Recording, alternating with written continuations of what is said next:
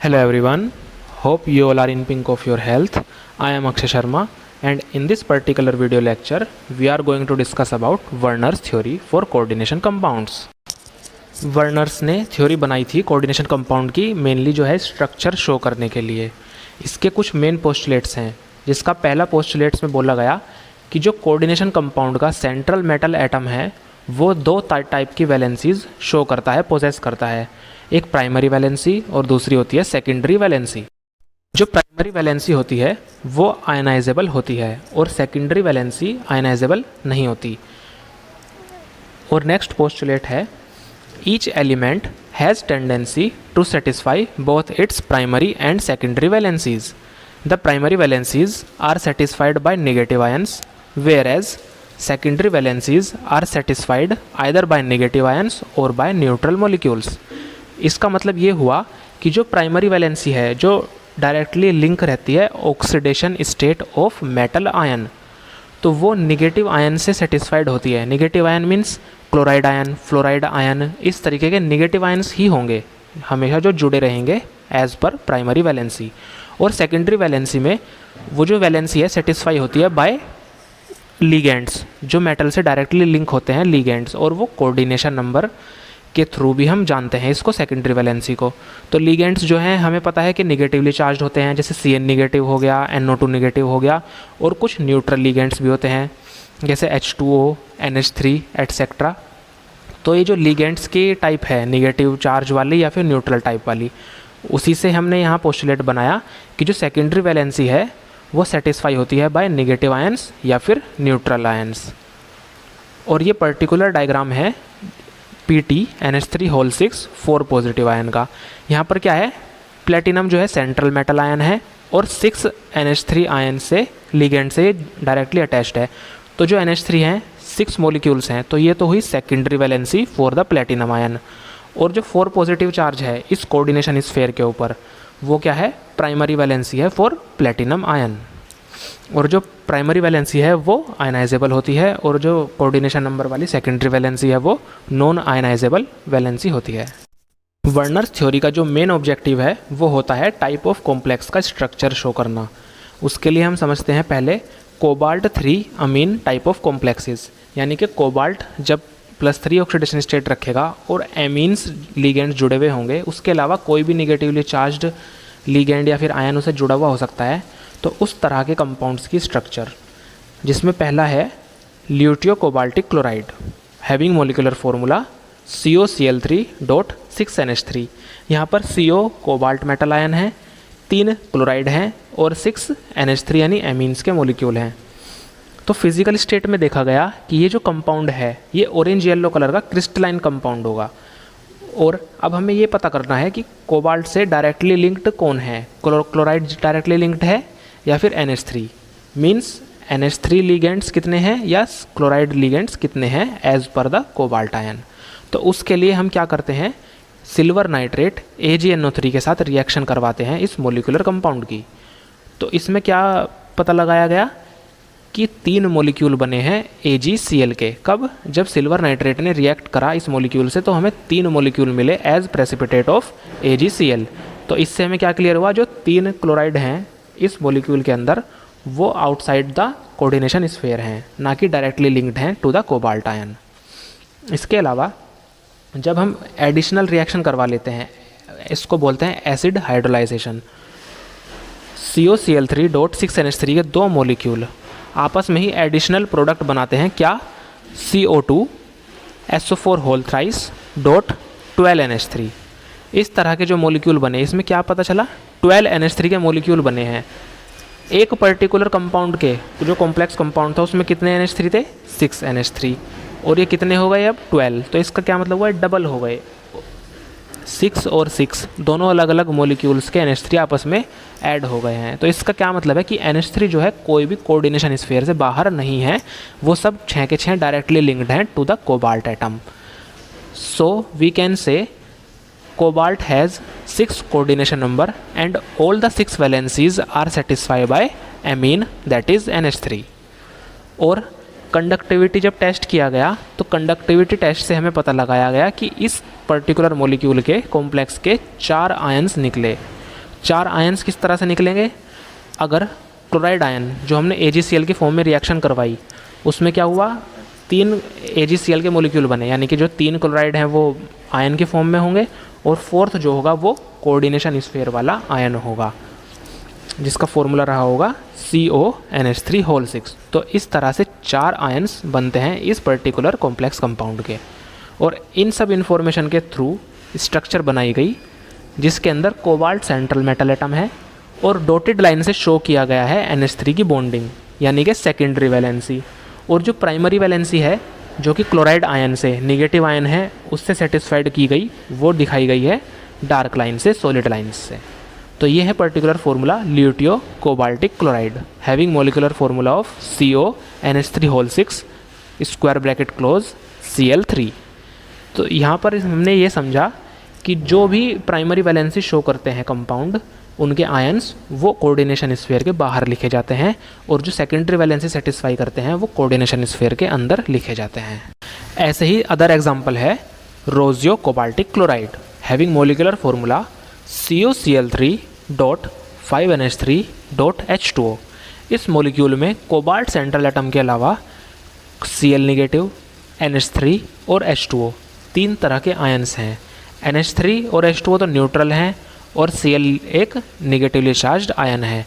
Physically जो है ये कंपाउंड पिंक क्रिस्टलाइन सॉलिड होता है। अब हमें पता लगाना होगा कि कौन सा आयन बाहर है, मतलब क्लोराइड आयन कितने डायरेक्टली लिंक्ड हैं या कितने इनडायरेक्टली लिंक्ड हैं। तो उसके लिए हम सिल्वर नाइट्रेट AgNO3 से इस पूरी मॉलिक्यूल की रिएक्शन करवाते हैं, और ये पता लगाया गया कि 3 क्लोराइड एटम जो हैं वो प्रेसिपिटेट हो गए एज AgCl। इसका क्या मतलब हुआ कि जो तीनों Cl आयन्स हैं वो कोबाल्ट से डायरेक्टली लिंक्ड नहीं हैं और कोऑर्डिनेशन स्फीयर के बाहर हैं। अब हमें पता लगाना है कि NH3 और H2O वो डायरेक्टली लिंक्ड हैं या नहीं। उसके लिए हम क्या करते हैं, कंसनट्रेटेड सल्फ्यूरिक एसिड से रिएक्शन करवाते हैं पर्टिकुलर कंपाउंड की। तो उससे हमें मोलिकुलर फार्मूला मिला, कंपाउंड जो आया CO2SO4-10NH3.5H2O। और इस पूरे मोलिक्यूल को जब हीट करा तो उसने 3 मोलिक्यूल्स लॉस कर दिए, और जो पर्टिकुलरली फार्मूला बना कंपाउंड का वो हुआ CO2SO4-10NH3.2H2O।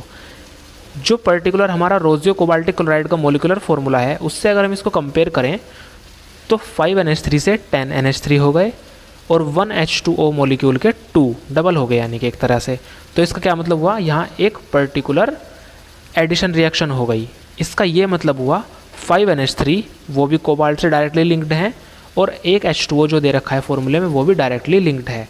तो टोटल कुल मिलाकर के 5 अमीन और एक एक्वा H2O का मोलिक्यूल, ये 6 लिगेंड्स जो हैं कुल मिलाकर के कोबाल्ट मेटल आयन से डायरेक्टली लिंक्ड हैं।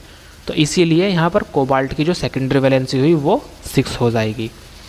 और जब कंडक्टिविटी टेस्ट किया तो उससे भी कितने 4 आयन्स मिले। वो 4 आयन्स कैसे होंगे, जो क्लोराइड आयन है वो कोऑर्डिनेशन स्फीयर के बाहर है, इसलिए वो 3 आयन्स तो क्लोराइड के मिल गए होंगे, और एक जो कोऑर्डिनेशन स्फीयर पूरा बनेगा CO5NH3H2O। इस तरह से हमें टोटल 4 आयन्स मिले। तो इससे पूरे जो स्टडी करी गई फिजिकल स्टेट और आयन्स जो प्रेसिपिटेट हुए और जो कंडक्टिविटी से आयन्स बने, तो उससे एक पर्टिकुलर स्ट्रक्चर बन करके आई इस पूरे मॉलिक्यूल की, having formula of CONH3 square bracket close Cl3। जो कोबाल्ट है वो सेंट्रल में होगा, और 5 एमीन्स उससे जुड़े हुए हैं डॉटेड लाइन से, जो कि सेकेंडरी वैलेंसी शो कर रहे हैं, और H2O वो भी डायरेक्टली लिंक्ड है, उसको भी डॉटेड लाइन से शो करेंगे, और जो Cl3 है वो प्राइमरी वैलेंसी सेटिस्फाई कर रहा है, उसको हम सॉलिड लाइन से शो कर देते हैं। तो ये स्ट्रक्चर बनती है for roseo cobaltic chloride having formula CONH3 Cl3। इसके बाद नेक्स्ट टाइप आता है प्लेटिनम 4 एमीन कॉम्प्लेक्सेस, यानी कि platinum having oxidation state of +4 और एमीन्स के साथ उसके कॉम्प्लेक्स कंपाउंड। तो उसमें पहला एग्जांपल है PtCl4.6NH3। Platinum central metal atom है, 4 क्लोराइड आयन हैं और 6 एमीन्स के मॉलिक्यूल। इस पर्टिकुलर कॉम्प्लेक्स के लिए जब हमने सिल्वर नाइट्रेट से रिएक्शन की, पता लगाने के लिए कि कितने क्लोराइड आयन डायरेक्टली लिंक्ड हैं या फिर कौन आउटसाइड द स्फीयर है, तो जो चारों के चारों क्लोराइड आयंस हैं वो प्रेसिपिटेट्स की फॉर्म में निकल गए हैं बाहर एंड दे फॉर्म AgCl। उसका क्या मतलब हुआ कि चारों क्लोरीन एटम कोऑर्डिनेशन स्फीयर के बाहर हैं, यानी कि मेटल से डायरेक्टली लिंक्ड नहीं है, आयनिक बॉन्ड की तरह लिंक्ड हैं। और फिर जब कंसनट्रेटेड सल्फ्यूरिक एसिड से इस पूरे मॉलिक्यूल की रिएक्शन की गई तो जो 4 क्लोरीन एटम्स हैं वो एज HCl निकल गए और कोई भी हमें अमोनियम सल्फेट का मॉलिक्यूल नहीं मिला। अगर हमें कोई भी अमोनियम सल्फेट का मॉलिक्यूल नहीं मिलता, इसका ये मतलब है कि जो अमोनिया है वो डायरेक्टली लिंक्ड है टू द मेटल एटम और वो लूजली बॉन्ड नहीं है और प्रेजेंट है in the coordination sphere as secondary valency. फिर जब हम कंडक्टिविटी टेस्ट करते हैं आयंस पता लगाने के लिए, तो इस पर्टिकुलर कॉम्प्लेक्स के 5 आयंस निकले। वो कैसे होंगे? 4 क्लोराइड आयन और एक सेंट्रल कॉम्प्लेक्स आयन जो कि कंटेन करेगा PtNH3 तो इन सब प्रॉपर्टीज़ से हमने जो स्ट्रक्चर का पता लगाया वर्नर्स थ्योरी के हिसाब से वो बना Pt, और जो 6 एमीन्स हैं वो डॉटेड लाइन से शो करे गए, वो डायरेक्टली लिंक्ड हैं एज लिगेंड सेकेंडरी वैलेंस से शो कर रहे हैं। और क्लोराइड आयंस जो हैं वो प्लेटिनम के चारों जुड़े हुए हैं एज प्राइमरी वैलेंसी। इसी तरह से नेक्स्ट एग्जाम्पल है PtCl4.5NH3। प्लेटिनम के अलावा 4 क्लोराइड आयन हैं और 5 NH3 के मॉलिक्यूल। सेम वही प्रोसीजर फॉलो करेंगे। पहले सिल्वर नाइट्रेट से रिएक्शन करवाई इस पर्टिकुलर कॉम्प्लेक्स की, तो यहाँ पर क्या देखा गया, सिर्फ 3 क्लोराइड जो आयंस हैं, एटम्स हैं, वो प्रेसिपिटेट हुए एज AgCl। प्रेजेंट तो हैं 4 क्लोरीन एटम्स पर प्रेसिपिटेट हुए 3। इसका मतलब हुआ जो 3 क्लोरीन एटम्स हैं वो कोऑर्डिनेशन स्फीयर के बाहर हैं और जो 4th है वो अंदर की तरफ होगा, यानी कि डायरेक्टली लिंक्ड होगा टू द प्लेटिनम एटम। और फिर सेकेंड स्टेप में क्या किया, सल्फ्यूरिक एसिड से रिएक्शन हुई। सल्फ्यूरिक एसिड से रिएक्शन करने से 3 जो क्लोराइड एटम्स हैं वो लोस्ट हुए एज HCl। इसका यही फिर वही मतलब हुआ कि जो 3 क्लोराइड एटम्स हैं वो बाहर हैं कोऑर्डिनेशन स्फीयर के और कोई भी अमोनियम सल्फेट का मॉलिक्यूल नहीं बना। इसका मतलब जो अमोनिया NH3 प्रेजेंट है वो डायरेक्टली लिंक्ड है to the platinum metal atom और वो पांचों के पांचों डायरेक्टली लिंक्ड हैं। और जो छठी वैलेंसी है वो एक क्लोराइड एटम से फिल्ड अप की गई है। और जो कंडक्टिविटी मेजरमेंट की गई, एक कॉम्प्लेक्स आयन होगा, 3 अदर आयन्स वो क्लोराइड एटम की वजह से होंगे। तो टोटल मिलाकर के 4 आयन। और इन तीनों प्रॉपर्टीज़ से हमने स्ट्रक्चर बनाई इसकी, प्लेटिनम सेंट्रल एटम और डॉटेड लाइन से 5 NH3 के मॉलिक्यूल्स जुड़े हुए हैं और जो छठी वैलेंसी है वो Cl निगेटिव से क्लोराइड एटम से पूरी की गई। और जो बाकी के 3 क्लोराइड एटम्स हैं जो कि बाहर हैं कोऑर्डिनेशन स्फीयर के, उनको सॉलिड लाइन से हमने शो किया गया as per the structure of complex compound. And now next type is platinum 2 amine complexes, यानी कि जो प्लेटिनम अब +2 ऑक्सीडेशन स्टेट शो करेगा इंस्टेड ऑफ +4, तो उस टाइप के कॉम्प्लेक्स कंपाउंड्स भी बनते हैं। उसके लिए पर्टिकुलर पहला एग्जांपल है PtCl2.4NH3। प्लेटिनम के साथ 2 क्लोरीन एटम हैं और 4 एमीन्स के अमोनिया एटम। फिर वही प्रोसीजर फॉलो होगा। पहले स्टेप में जब सिल्वर नाइट्रेट के साथ इस कॉम्प्लेक्स की रिएक्शन कराई गई तो जो दोनों के दोनों क्लोरीन एटम्स हैं वो प्रेसिपिटेटेड हो गए एज AgCl। इसका मतलब क्या हुआ कि जो क्लोरीन है वो डायरेक्टली लिंक्ड नहीं है, स्फीयर के अंदर नहीं है और वो प्लेटिनम मेटल की आयनिक बॉन्ड बना रहा है। सेकंड, जब सल्फ्यूरिक एसिड से रिएक्शन करी गई इस कॉम्प्लेक्स की तो जो क्लोरीन एटम्स हैं वो तो लोस्ट हो गए एज HCl मॉलिक्यूल और कोई भी हमें अमोनियम सल्फेट का मॉलिक्यूल नहीं मिला इसमें भी। तो इसका क्या मतलब हुआ, जो एमीन्स हैं वो डायरेक्टली लिंक्ड हैं टू द प्लेटिनम और वो उसकी सेकेंडरी वैलेंसीज को क्वालिफाई कर रहे हैं। सो इन दोनों रिएक्शन से क्या पता लगाया गया कि जो एमीन्स हैं वो कोऑर्डिनेशन स्फीयर के अंदर हैं और जो क्लोरीन है वो कोऑर्डिनेशन स्फीयर के बाहर है। और अगर कंडक्टिविटी टेस्ट की बात करी जाए तो कंडक्टिविटी देखते हुए 3 आयन्स रिलीज़ हुए इस पर्टिकुलर कॉम्प्लेक्स के। इसका मतलब हुआ कि जो क्लोरीन के 2 एटम्स हैं वो आयन बनाएंगे और एक कॉम्प्लेक्स आयन होगा PtNH3 तो इन तीनों पॉइंट से हमने जो स्ट्रक्चर बनाई इस पर्टिकुलर कंपाउंड की और जो फॉर्मूला हुआ वो होगा PtNH3 square bracket closed Cl2। जो NH3 हैं डायरेक्टली लिंक्ड हैं लिगेंड्स, वो डॉटेड लाइन से शो करे गए और जो क्लोरीन है वो सॉलिड लाइन से शो किए गए क्योंकि वो कोऑर्डिनेशन स्फीयर के बाहर है। And the next example is PtCl2.3NH3। अब यहाँ पर प्लेटिनम मेटल के अलावा 2 क्लोरीन एटम हैं और एमीन्स के 3 मॉलिक्यूल्स हैं। अब इस रिएक्शन के अंदर क्या हुआ, पहला स्टेप वही सिल्वर नाइट्रेट के साथ रिएक्शन। इसमें क्या हुआ, 1 क्लोरीन एटम प्रेसिपिटेट हुआ, सिर्फ प्रेजेंट हैं 2 पर प्रेसिपिटेशन हुआ 1 का। तो इसका क्या मतलब हुआ, 1 क्लोरीन एटम कोऑर्डिनेशन स्फीयर के बाहर होगा और 1 क्लोरीन एटम कोऑर्डिनेशन स्फीयर के अंदर।